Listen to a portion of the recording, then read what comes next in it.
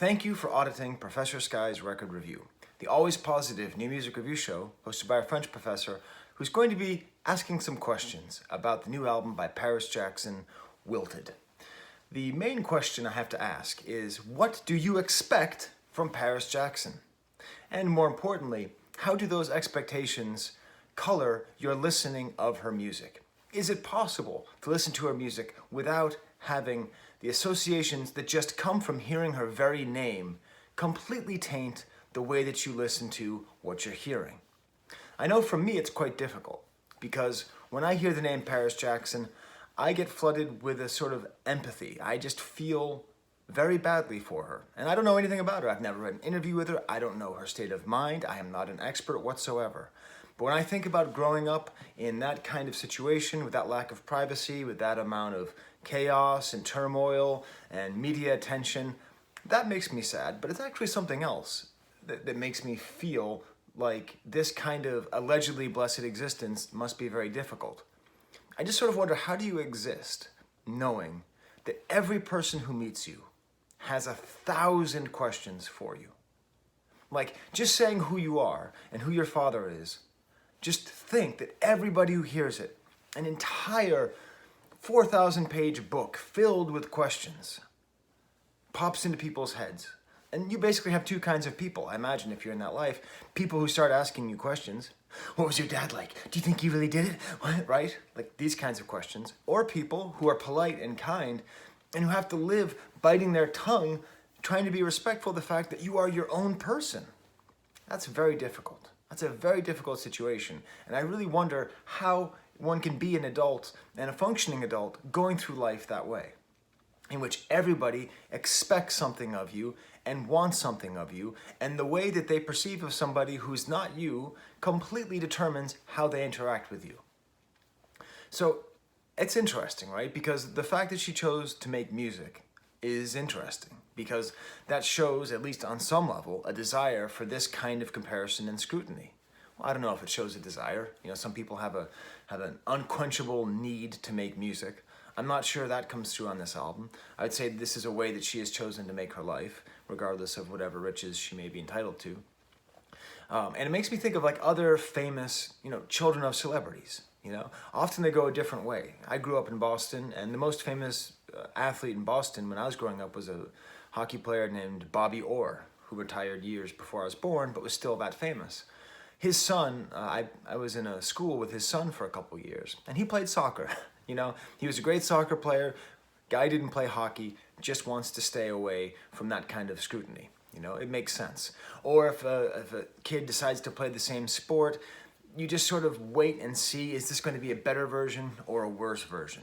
How is this going to play out? There's the natural talent. It's a quantifiable talent, unlike musical talent in a lot of ways. What's going to happen?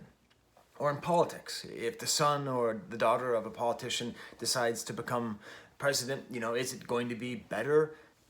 Rarely. It's usually worse. The whole Marx quote, first time tragedy, second time farce, that tends to happen. If you have the son of a king or the son of an emperor, or the son or the daughter of a president who shows up and says, I'm going to do the same thing my ancestor did, it's usually going to be worse. But with music, we don't really have a template for this. I mean, Julian Lennon made music and he sounded so much like John Lennon that it made people happy, but it made people ultimately ignore his music. His half-brother Sean Lennon made music that was quite interesting and good, and took all of the juice that he had just by having that name and used it to draw in other artists and to draw in people to allow himself to make better music. I would say if we had to choose a dividing line here, Paris Jackson is way closer to Sean Lennon than she is to Julian. So what I did for this album was I tried the impossible. I tried listening to it and not thinking of it in relationship to the King of Pop, which is never a term I liked anyway. He applied it to himself. I don't think it's fair to call Michael Jackson King of Pop. I think that was his megalomania. I tried to listen to it as though she was not Michael Jackson's daughter, okay? And even when I started listening, I have to be honest, I wasn't positive it was her.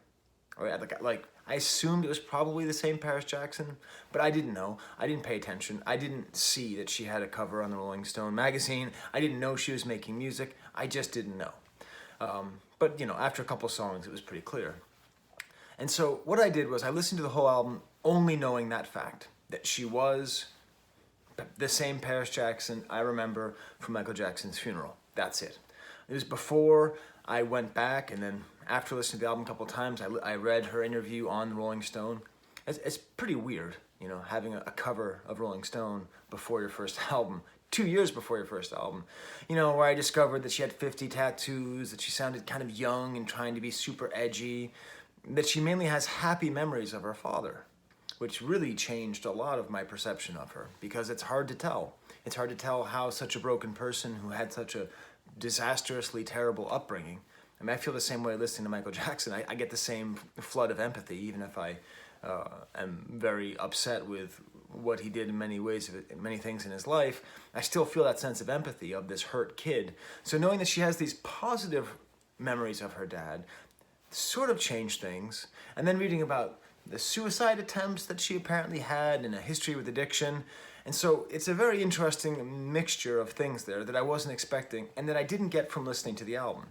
I would say the greatest thing you could say about this album is that it is neither defined as a very clear piece of music of someone who's trying to continue her father's legacy, nor is it an album of someone who's trying to reject her father's legacy.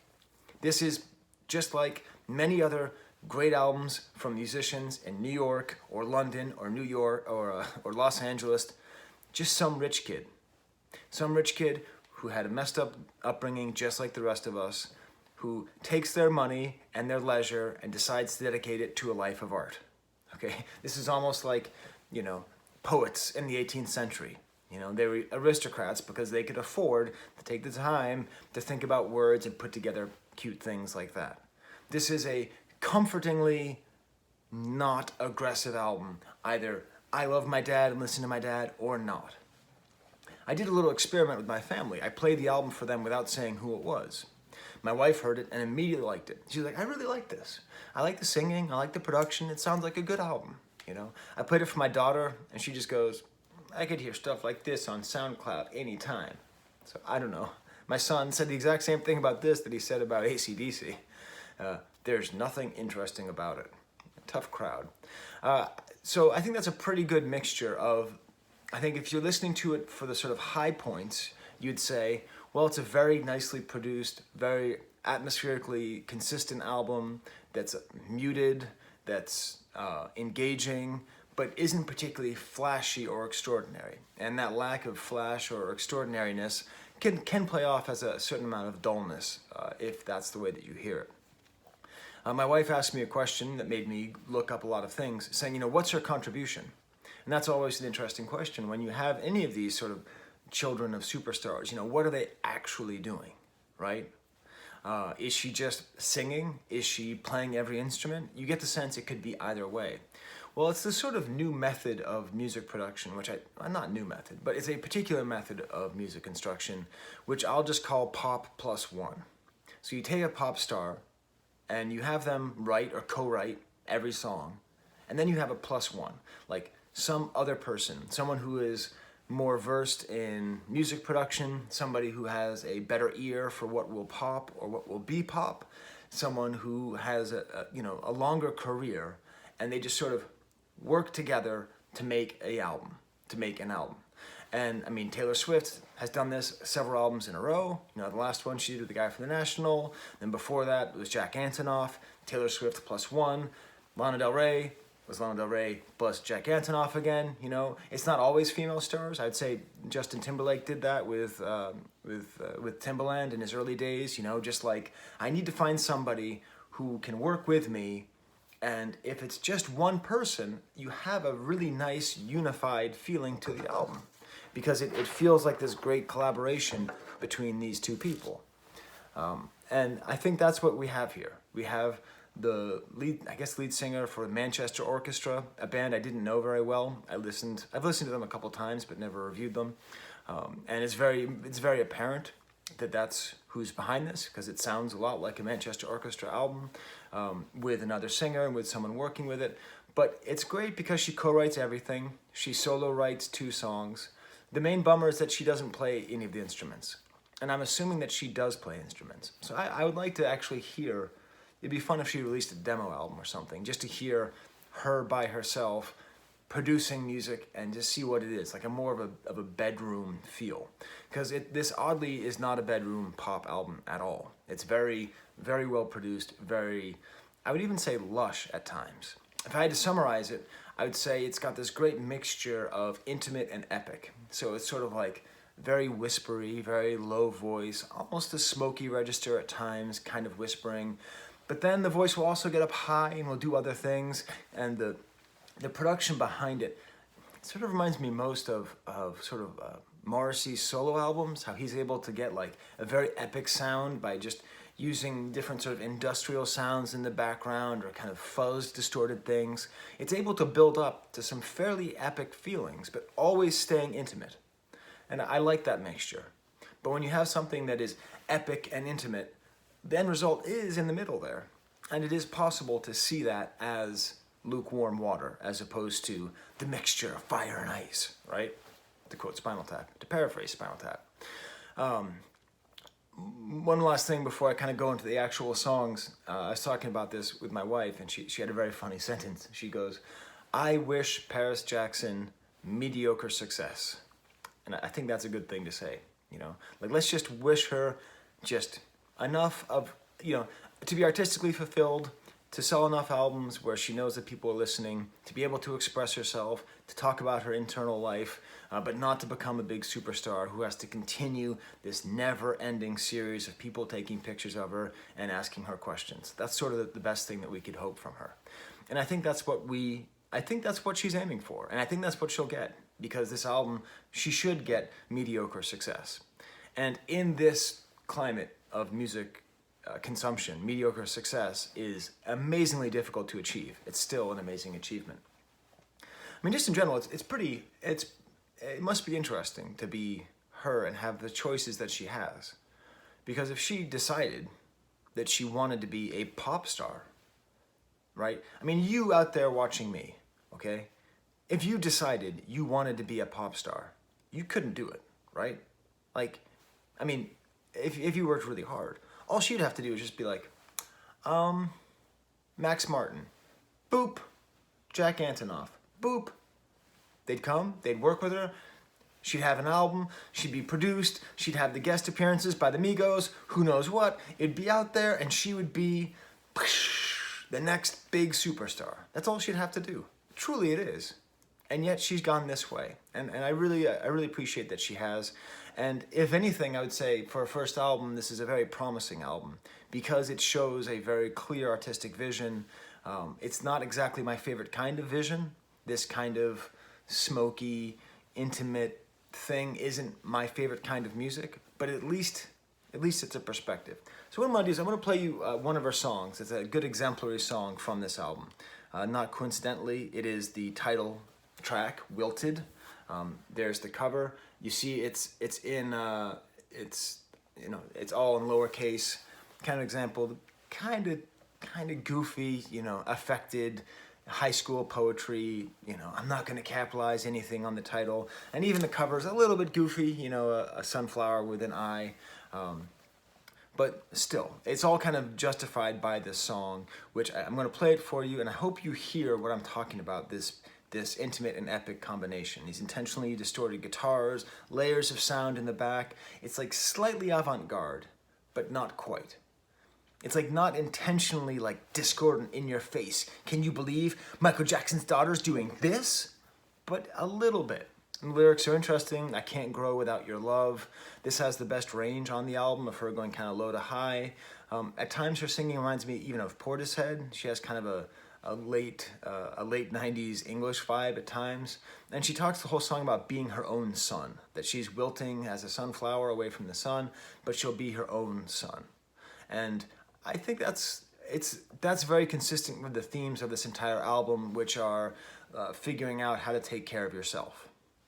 Which I told you that my whole feeling towards her is just very influenced by this feeling of empathy.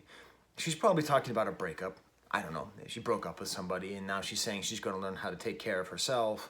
But it does seem, too, that she is a person who has really had to figure out how to take care of herself, even while there are literally hundreds of millions of people who want to take care of her, right?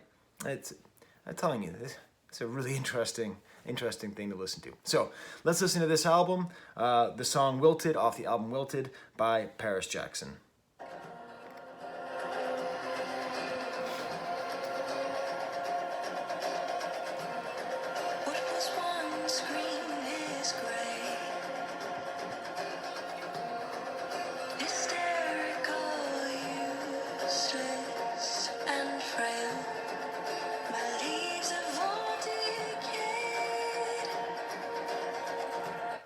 So I think you hear it on there, right? That kind of darkness, the nice production. It's really worth a listen. I'll put a link in the description just to hear what you think of this album. Because even after I told you what it's going to sound like, you still don't know what it's going to sound like. You still, on some level, expect her to say Shamone, right? There's no Shamone. There's neither a Shamone, nor is there a thing where she says, I'm not going to say Shamone. Shamone does not figure into this album at all. That's a pretty amazing thing. I'll go through the rest of the tracks fairly quickly. There's not too much to say about them individually. Collide begins off the album. It sounds kind of a country. At times there's sort of like a new country feel. Not a new country. A sort of a traditional country feel. I want to chase the hard times is one of the lyrics. There's a fair amount of darkness in the lyrics, like on the next track, Undone, all about needles and coming undone. I know you're falling to pieces because you wear your heart on your sleeve, but if you could just put down the needle, mend yourself, and make believe. There's even a reference to Soundgarden, talking about someone as her black hole son. I don't know. Andy Hull is the name of the guy from the Manchester Orchestra, and he's just doing a lot of work on this. Like, he's playing drums and bass and guitar and sometimes piano and sometimes singing. He's the +1 here. The next track, Repair, is very cool. It's got this kind of like jangling keys, clapping, junky style drums. It's really quite nice. Cosmic has some nice lyrics about the bed growing wider without your shoulders. It's a little detail, you know. This might be a breakup album, now that I think about it. When I think about the thematics of the album, it sounds like a lot of these tracks are about fixing yourself after a very toxic relationship. My favorite lyrics on the album are from the next track, Dead Sea. In general, the lyrics are sort of, kind of amateurish, but then they kind of flirt with brilliance, which is, I would say most lyric writing is like that, so I'm not being super critical there. This has a good example of the epicness of the album with these piano notes and building tension underneath. And here are those lyrics. I think my gut's asleep. Rewind your memory for me to catch relief.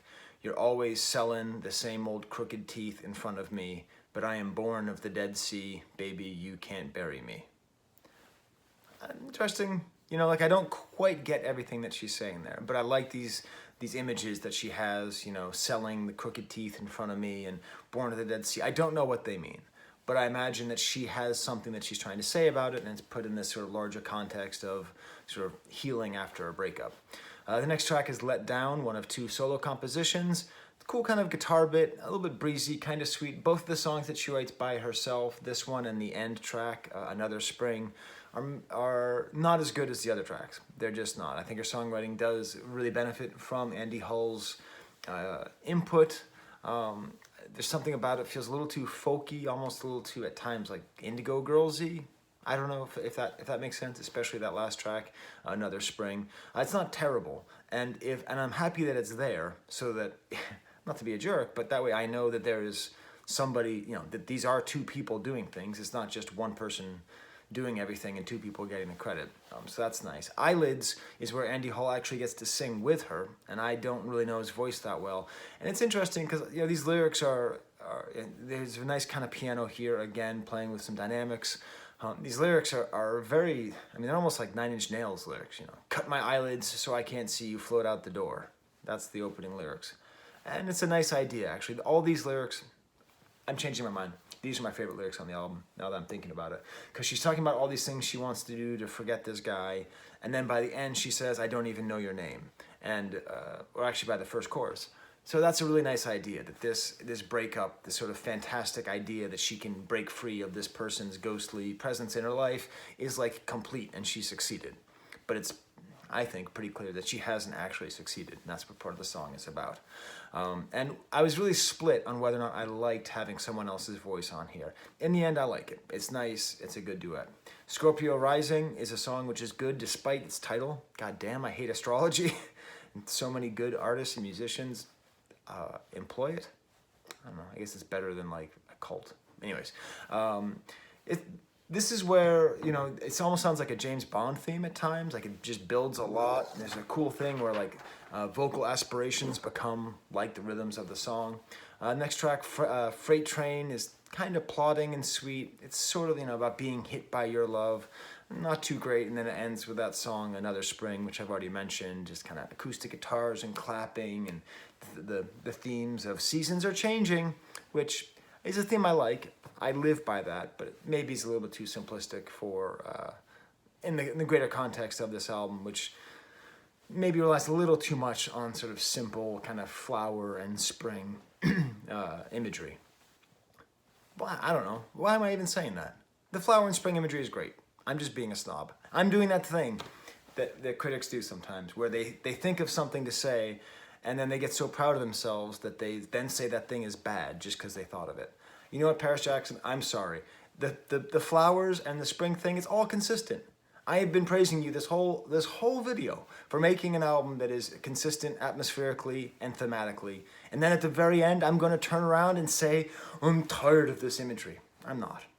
I'm just trying to be interesting. Okay, so there's my review. Very promising, very good, very enjoyable, very much worth listening to. You might find it boring, but that in some ways is a good sign, because it means you don't find it terrible and you don't find it sad. Okay, well then, for the pumpkin that's still on my porch. There's the camera.